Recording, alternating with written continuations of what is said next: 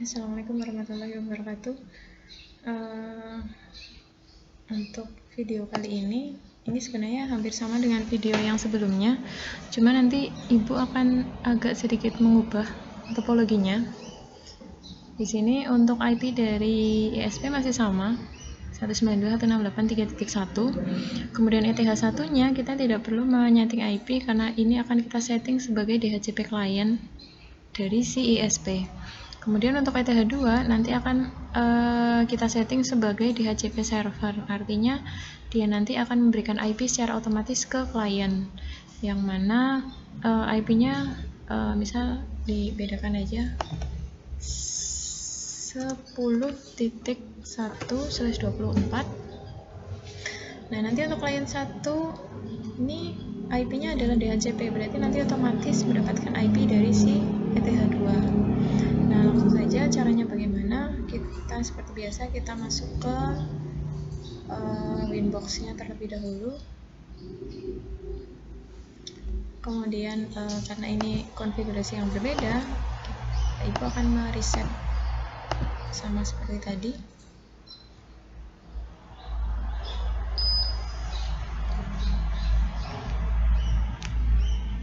Kita konekkan kembali.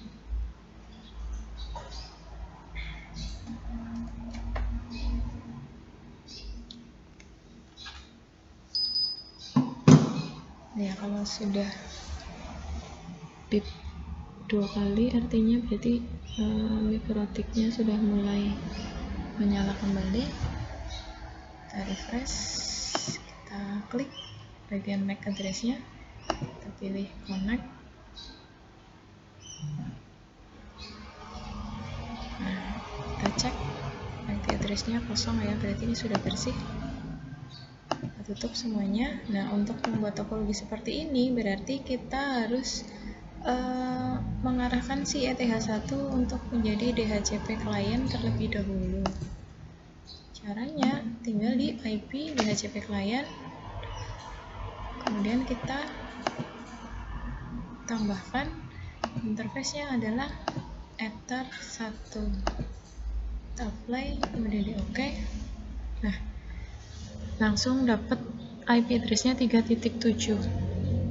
Di sini tidak perlu tuliskan IP-nya karena yang namanya DHCP itu berarti IP-nya adalah sedapatnya dari si servernya.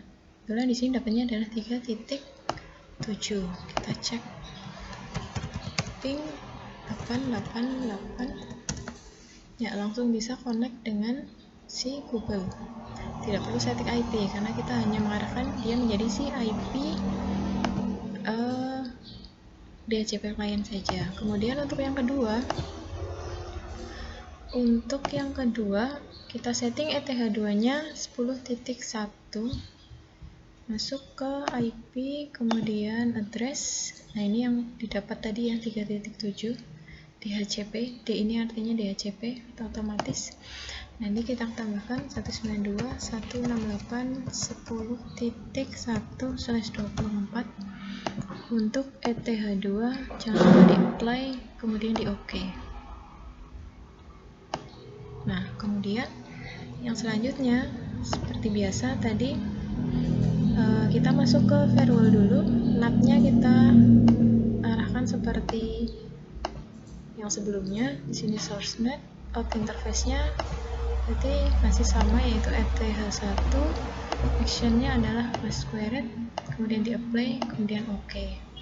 Nah, karena sesuai topologi ETH2 ini adalah DHCP server, otomatis kita akan menyeting si ETH2 menjadi DHCP server. Kita pilih DHCP server, kemudian kita pilih di DHCP setup. Nah, interface mana yang akan kita jadikan sebagai DHCP server, yaitu ETH2. Kita next.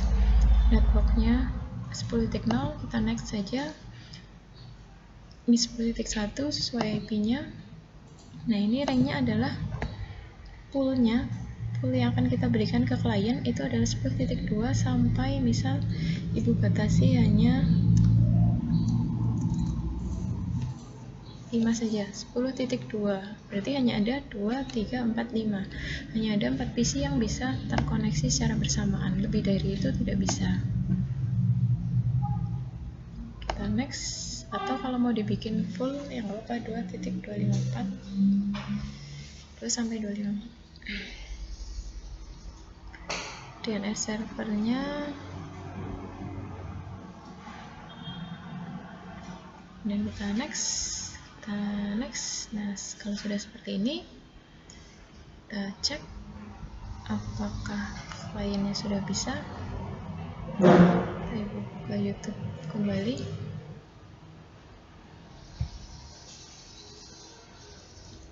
Saya buka Google.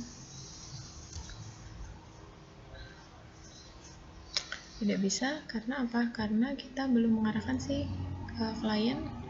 IP-nya kita cek apakah, berarti IP-nya harus kita otomatiskan.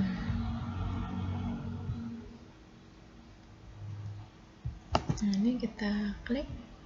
Kalau tadi kita setting secara manual, kalau untuk yang sekarang ini berarti, nah ini masih settingan yang tadi, kita bikin otomatis saja. Oke, kita oke kembali. Kita tunggu sebentar. Nah, sudah dapat IP, kita coba klik 2 kali, kemudian bagian details. Ya, ternyata dapat IP-nya adalah 192.168.10.5 dengan gateway adalah 10.0. 10.1. Kita cek kembali YouTube-nya. Ya, sudah bisa. Jadi itu tadi sedikit tentang perbedaan antara, ini sudah bisa ya.